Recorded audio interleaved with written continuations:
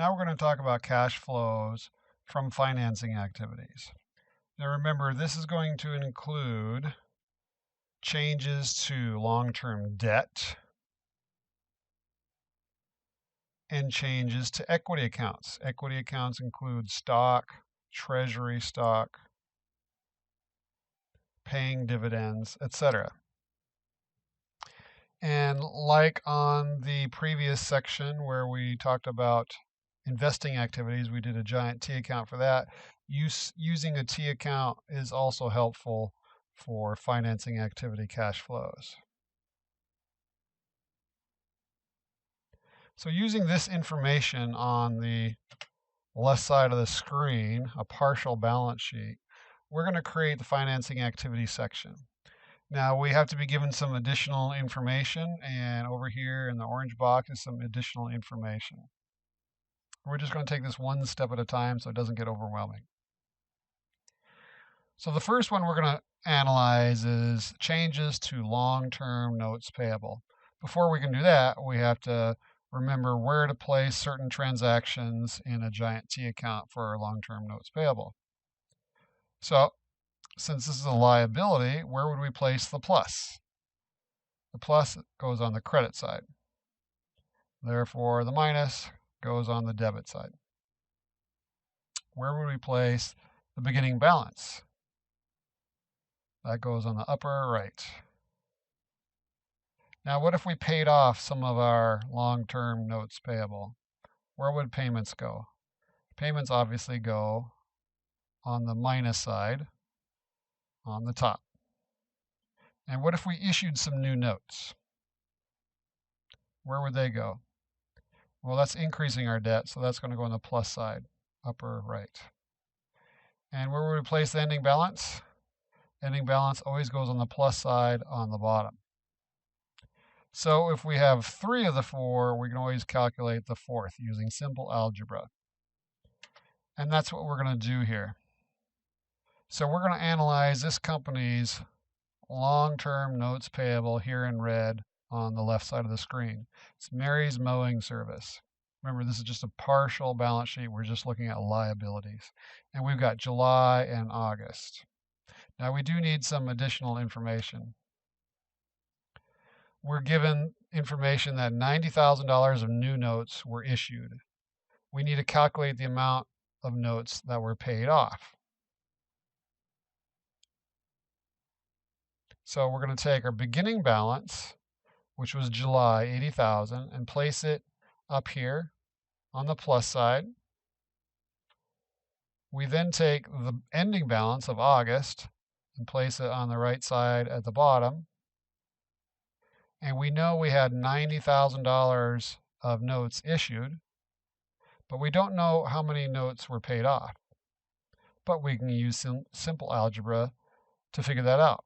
So on the right side, we've got 170,000, and we need to end up with 160,000. So 170,000 minus what gives us 160,000? Well, it's pretty simple to do that one in our head.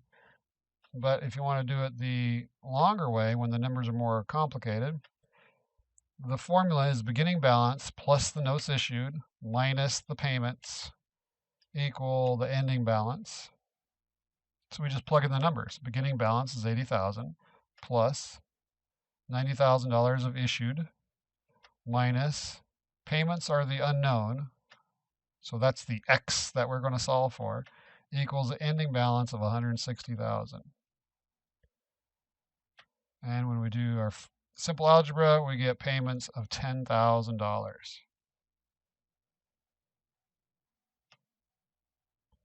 So now we're going to take this giant T account and we're going to take the 2 transactions that affected cash, issuing notes, $90,000, and this $10,000 of paying off notes, and that will be cash going down.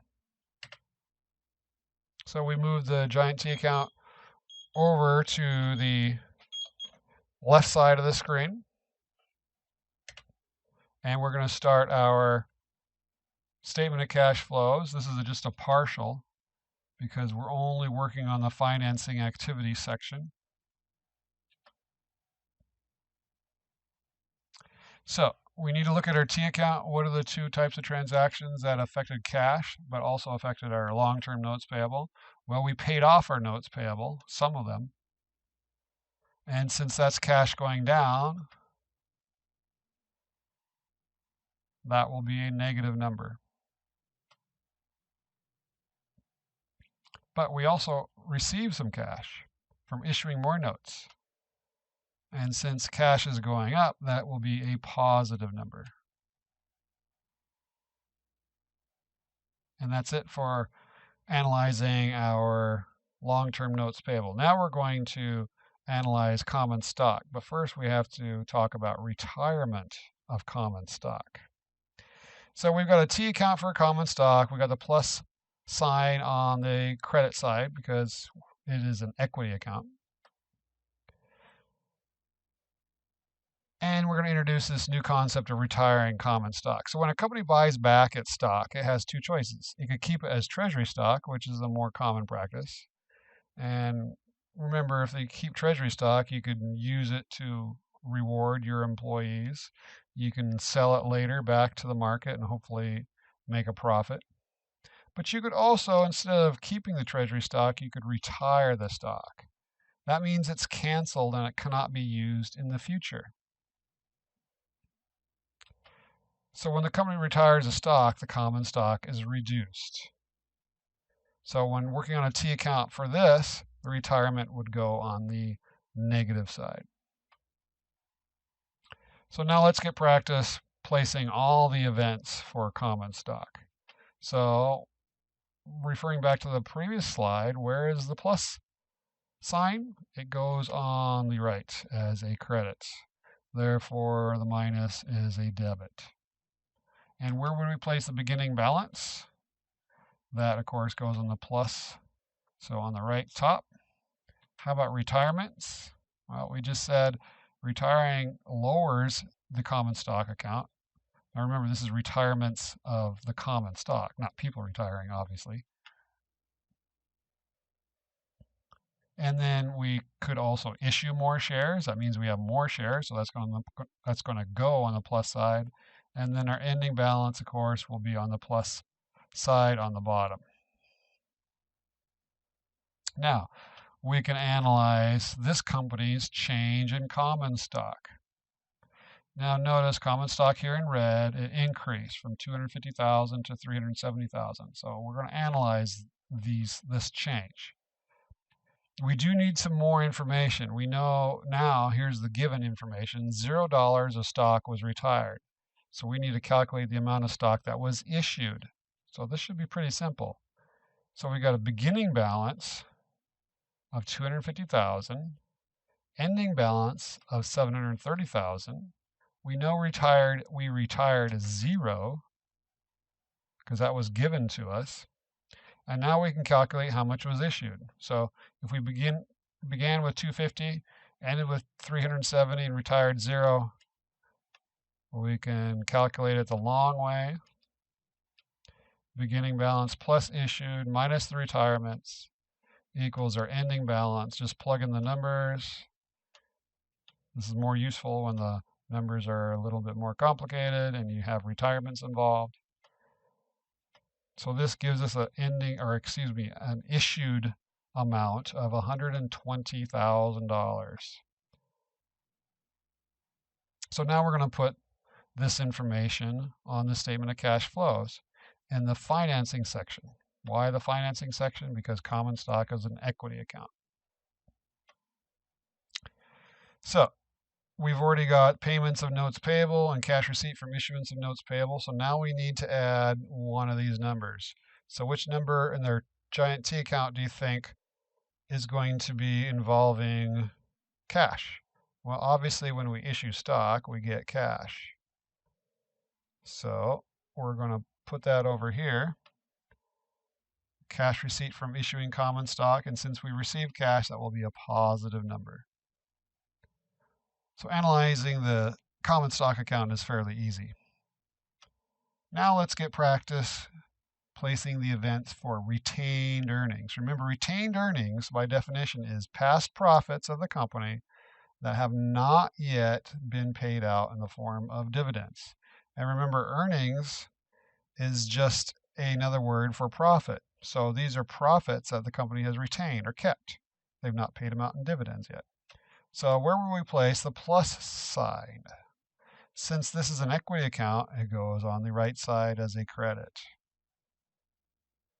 And where would we place the beginning balance? Obviously, that goes on the plus side. And then if we declare dividends, where would that go? Well, if we declare dividends, then retained earnings decreases.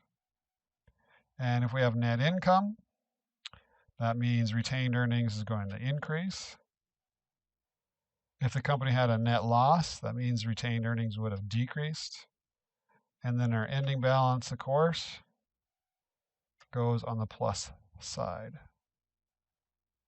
So now let's use this information, use our T account to analyze this company's change in retained earnings. So retained earnings, as you can see, increased from 80,000 to 110,000.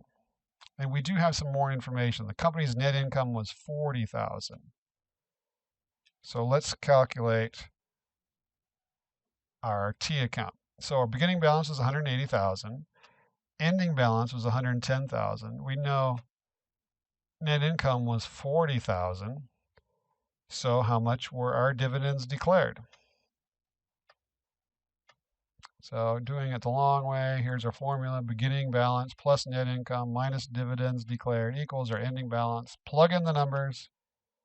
80,000 plus the $40,000 net income that was given to us, minus the missing factor, dividends declared, that's what we're trying to find, equals our ending balance of 110,000. Doing the math, dividends declared is $10,000.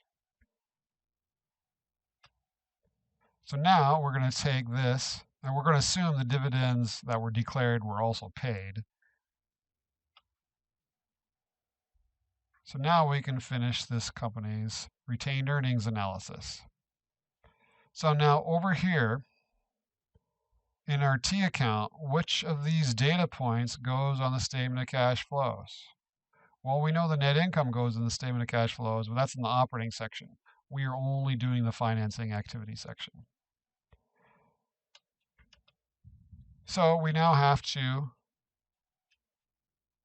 decide what to do with our $10,000 of dividends declared and paid. Well, since we paid the dividends, our cash is going down, so that is a negative number. And now we're going to analyze treasury stock, which is an equity account. So where would we place the plus sign? Now remember, treasury stock is a contra equity, so the plus sign is opposite of equity. That's why the plus sign is on the debit side. So where would we place the beginning balance? That goes over here on the top left. And if we purchase treasury stock, that means the treasury stock account is going up. Therefore, that is on the plus side. And if we sold some treasury stock, that means the account is going down. So that's on the minus side. And then the ending balance, of course, will be on the plus side on the bottom.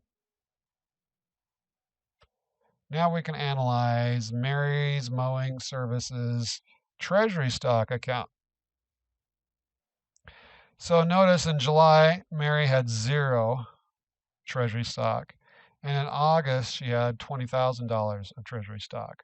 The reason it's showing as a negative is treasury stock is a contra equity. So it will always be negative unless it's 0. So we need some more information. The company did not sell any treasury stock. So this treasury stock sales will be 0. So now we can place our known data. Beginning balance was 0. Ending balance was 20,000. We know treasury stock sales were 0 because that was given. So how much treasury stock must we have purchased?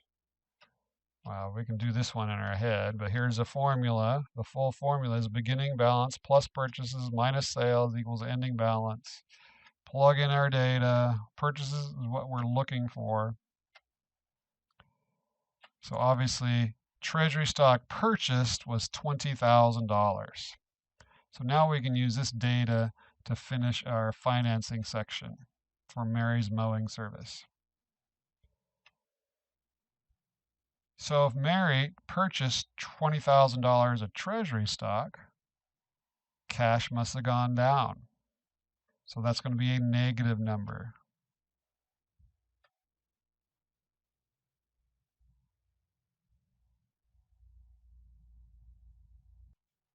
And that's it for calculating our cash flow from financing activities.